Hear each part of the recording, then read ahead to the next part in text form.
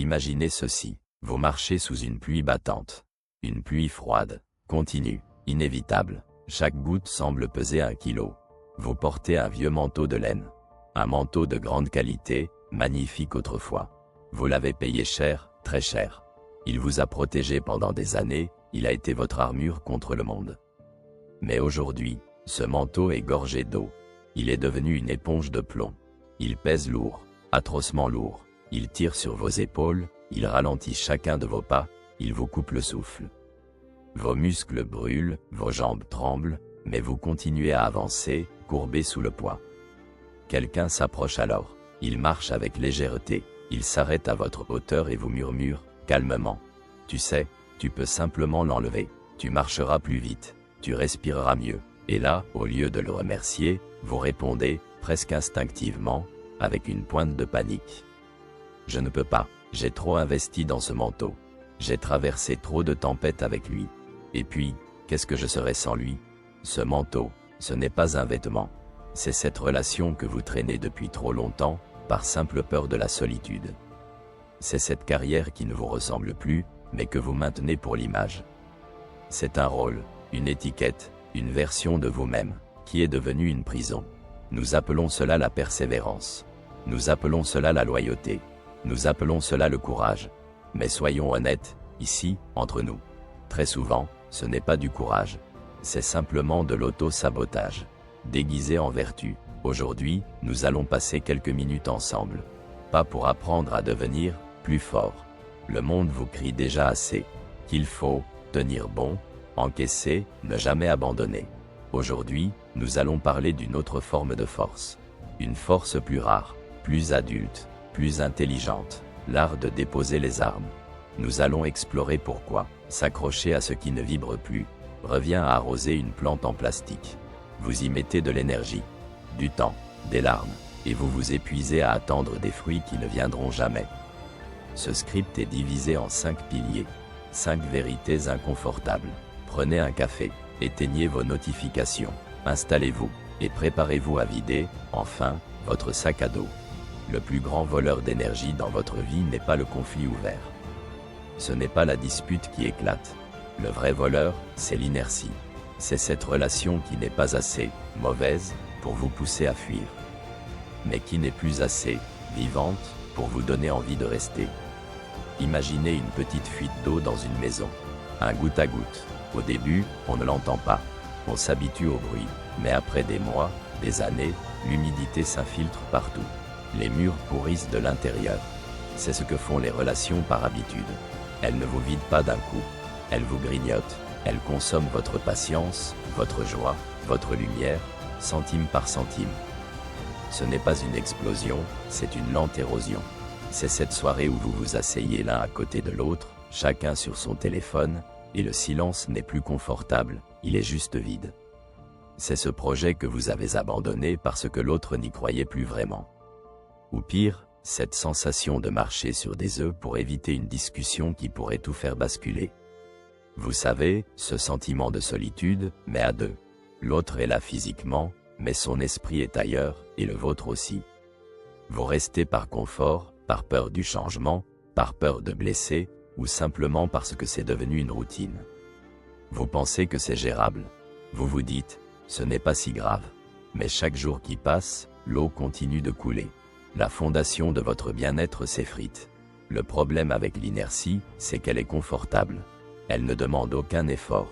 Partir, c'est difficile. Rester et se battre, c'est encore plus difficile. Alors, on ne fait rien.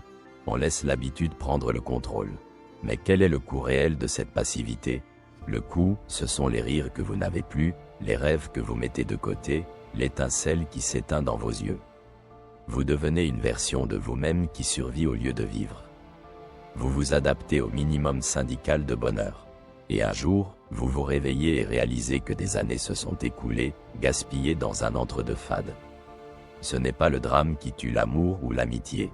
C'est l'indifférence, c'est l'absence de soin. Alors, la vraie question n'est pas « est-ce que cette relation est assez mauvaise pour que je parte ?» mais plutôt « est-ce qu'elle est encore assez bonne pour que je reste et que je m'investisse ?» Parfois, la décision la plus courageuse n'est pas de supporter le goutte à goutte, mais de prendre les outils et de réparer la fuite, ou d'avoir le courage de déménager avant que toute la maison ne s'effondre.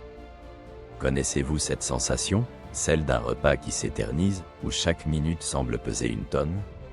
C'est exactement ce que ressent Marc, ce soir-là, face à son meilleur ami, Julien. Laissez-moi vous raconter leur histoire. Marc a 40 ans, il a réussi sa carrière, il travaille sur lui-même, il veut grandir. Et il y a Julien. Ils se connaissent depuis le lycée. Vous voyez le tableau, les premières bières, les premières galères d'argent, les premières ruptures. À l'époque, ils étaient sur la même longueur d'onde, avec leurs blagues cyniques et leurs rêves un peu flous. Mais le temps a passé, et un fossé s'est creusé. Marc a évolué, Julien, lui, est resté bloqué dans le passé. À chaque fois qu'ils se voient, c'est le même scénario. Julien critique tout, le gouvernement, les voisins, et surtout, les ambitions de Marc. Chaque succès de son ami est perçu comme une attaque personnelle. Il lance des piques assassines. Alors, monsieur le grand patron, tu daignes encore traîner avec nous, les petites gens? Regardez Marc. En surface, il sourit, il encaisse. Mais à l'intérieur, c'est une autre histoire. Une fatigue immense, une migraine qui s'installe. Il jette des coups d'œil discrets à sa montre, priant pour que le dîner se termine vite. Alors, pourquoi reste-t-il? Si on lui pose la question, sa réponse est toujours la même.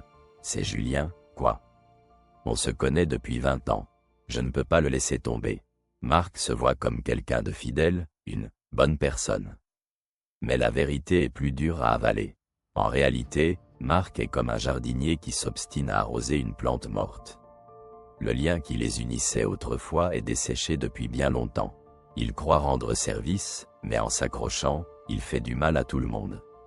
Il empêche Julien de trouver des gens qui lui ressemblent vraiment aujourd'hui, et surtout, il s'empêche lui-même de s'entourer de personnes qui pourraient l'inspirer, le tirer vers le haut.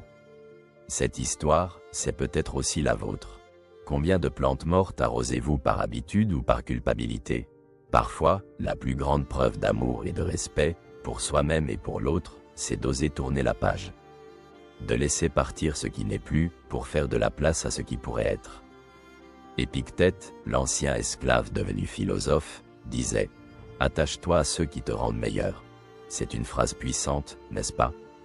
Si une relation vous demande de baisser votre propre lumière pour ne pas éclipser l'autre, ce n'est pas de l'amitié, ni de l'amour. C'est une captivité. Parfois, lâcher prise sur quelqu'un, ce n'est pas le détester. C'est simplement reconnaître que vos chemins se sont séparés pour honorer le passé sans lui sacrifier votre avenir. Faisons un petit exercice simple. Prenez un instant pour lister les 5 personnes que vous voyez le plus souvent. Maintenant, à côté de chaque nom, mettez un plus ou un moins. Ne réfléchissez pas trop, écoutez votre instinct, votre corps. Qui vous donne de l'énergie? Qui vous en prend? Cette question est cruciale. Est-ce que vous restez par amour, ou par peur de la solitude ou de la confrontation? Imaginez cette scène, vous êtes au restaurant. Vous avez commandé un plat, mais après quelques bouchées, vous réalisez qu'il est mauvais. Vous n'avez plus faim. Pourtant, comme vous l'avez payé, vous vous forcez à tout finir. C'est absurde, non? Vous perdez 2 fois, votre argent et votre plaisir. En psychologie, ce phénomène a un nom. Le biais du coût irrécupérable. C'est cette tendance à persister dans une mauvaise décision simplement parce qu'on y a déjà investi du temps, de l'argent ou de l'énergie. Et dans la vie professionnelle, ce biais peut détruire des destins. Prenons l'exemple de Sophie. Elle a passé 7 ans dans une grande agence. 7 ans de sacrifices, de nuits blanches, de stress. Elle a mis sa passion pour l'art de côté, elle a oublié le goût de la liberté. Et puis un jour, elle décroche enfin le poste qu'elle visait, directrice. Le salaire, le prestige, le grand bureau. Tout y est. Elle s'assoit dans son fauteuil en cuir, ferme la porte, et elle fond en larmes. Elle réalise qu'elle déteste sa vie. Elle déteste ses réunions interminables et vides de sens. Elle rêve de partir, d'ouvrir son propre atelier d'art. Mais une petite voix crie en elle, « Tu ne peux pas gâcher ces 7 années. Tout ce travail pour rien ?» Mais voilà le piège. Ces 7 années sont déjà passées. Qu'elles restent ou qu'elles partent, elle ne les récupérera jamais. Elles sont un coût irrécupérable, comme ce mauvais plat au restaurant. La seule vraie question qui compte pour elle, et pour nous tous, c'est « Est-ce que je suis prêt à sacrifier les 7 prochaines années aussi ?» Ne prenez jamais une décision basée sur ce que vous avez déjà perdu. Prenez-la en pensant à ce que vous pouvez encore sauver, à ce que vous pouvez encore construire. Le passé est un tiroir fermé. Le futur est une page blanche. Quitter un projet, un travail, ou une relation qui ne vous ressemble plus, ce n'est pas un abandon. C'est un acte de courage et de lucidité. C'est choisir de sauver le reste de votre vie. Souvent, ce qu'on refuse vraiment de lâcher, ce n'est pas une situation. Ce n'est pas un travail. Ce n'est pas une relation. Ce n'est même pas une souffrance. C'est une identité, un rôle que l'on a porté si longtemps qu'il a fini par coller à la peau, au point qu'on ne sait plus qui on est sans lui. Prenons un exemple pour que ce soit plus clair, regardez Karim. Karim, c'est le champion. C'est celui qu'on admire, celui qui gagne à tous les coups, celui qu'on applaudit à chaque compétition. Toute sa valeur, toute sa confiance en lui, s'est construite là-dessus. Toute la reconnaissance des autres aussi. Mais voilà, à 35 ans, son corps commence à lui envoyer des signaux très clairs, il dit stop. Des douleurs permanentes, une fatigue écrasante, des blessures qui ne guérissent plus aussi vite. Pourtant, malgré tout ça, il continue. Il force sur son corps. Il s'acharne à l'entraînement, repoussant sans cesse ses limites, même quand ça fait mal. Mais pourquoi fait-il ça? Ce n'est plus par amour du sport. Ce n'est même plus par discipline. C'est par peur, une peur viscérale, parce que s'il n'est plus le champion, alors, qui est-il? Il est terrifié à l'idée du jour où les regards admiratifs se détourneront. Le jour où les applaudissements cesseront. Le jour où il redeviendra juste quelqu'un de normal, anonyme dans la foule. Cette situation fait écho à une leçon puissante du stoïcisme, qui nous frappe avec une vérité parfois brutale, nous ne sommes pas nos rôles. Ces rôles de champion, de parents parfaits, de sauveur, d'employés modèles, ce sont juste des costumes que l'on porte. Nous sommes des consciences passagères qui occupent des fonctions temporaires. Pensez à Marc Aurèle, l'un des empereurs romains les plus puissants de l'histoire. Chaque jour, il se rappelait à lui-même qu'il pouvait être renversé, oublié, remplacé. Il savait que son titre n'était pas son essence. S'attacher à un rôle, c'est construire sa maison sur du sable. C'est vivre dans l'angoisse constante de le perdre. Et plus on s'accroche, plus on le défend, plus ce rôle se transforme en une prison dorée.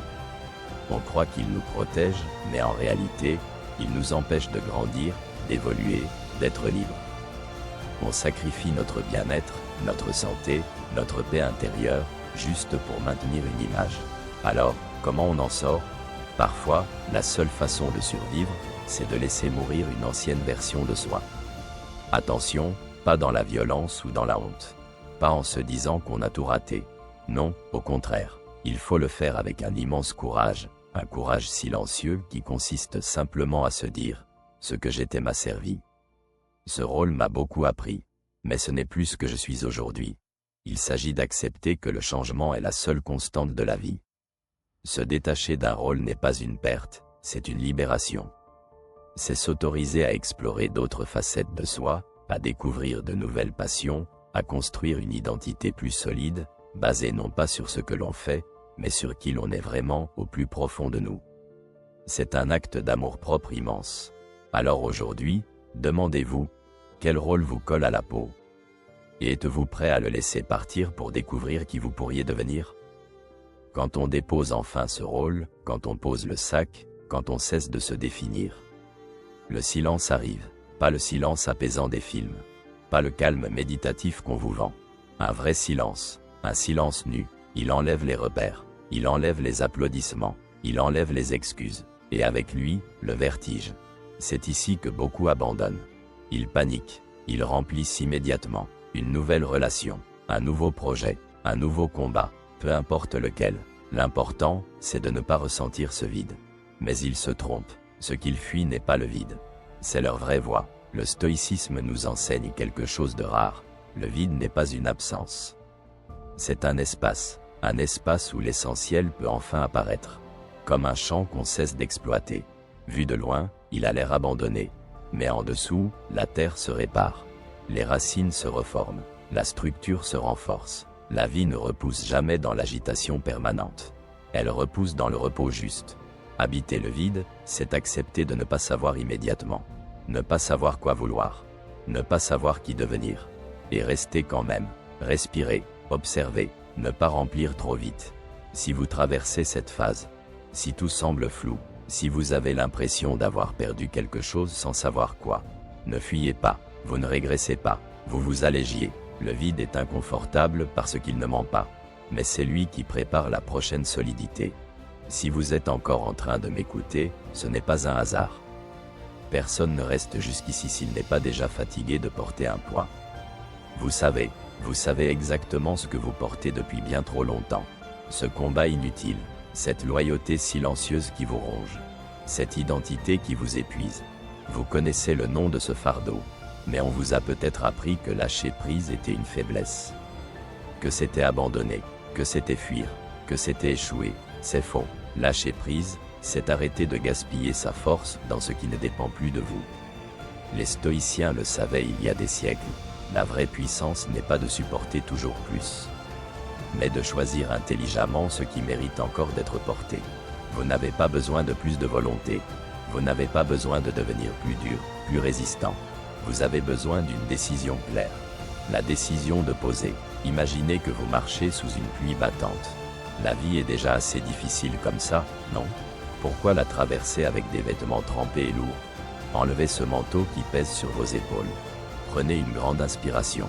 Respirez, redressez-vous, sentez la différence. Marchez léger. Vous voyez, le monde n'attend pas que vous soyez plus fort, que vous encaissiez plus de coups.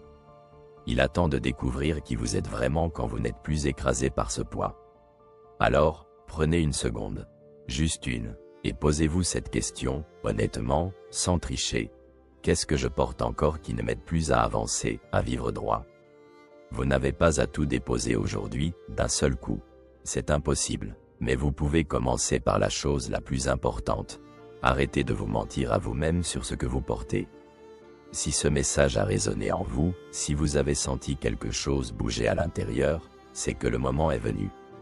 Il est temps de vivre avec plus de clarté, plus de justesse, et surtout, plus de paix intérieure. Abonnez-vous si vous voulez apprendre à bâtir cette forteresse intérieure, un espace que rien ni personne ne peut envahir. Et si vous vous sentez prêt, laissez un commentaire. Un seul mot suffit, le nom de ce fardeau que vous êtes prêt à commencer à déposer. Et souvenez-vous toujours de ceci, ce que vous lâchez n'a jamais été votre vraie nature. Merci infiniment d'avoir pris ce temps pour vous. Marchez droit, marchez léger,